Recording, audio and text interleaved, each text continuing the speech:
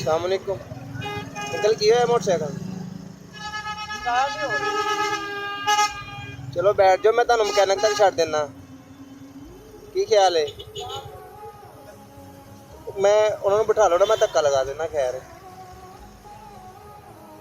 ये हुण मैनू नहीं पता लग गया इधर नूं जाने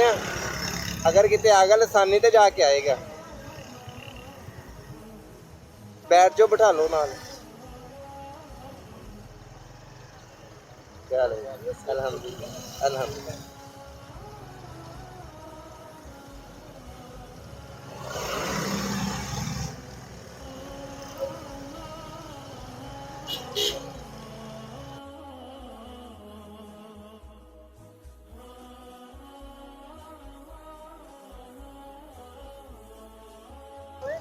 ये पिंज लगांदे हो अगे दुकान है शायद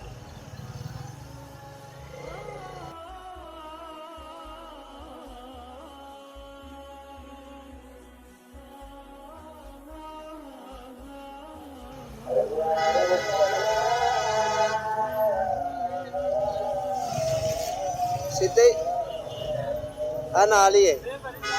ओके कोई और शहर की जरूरत है ओके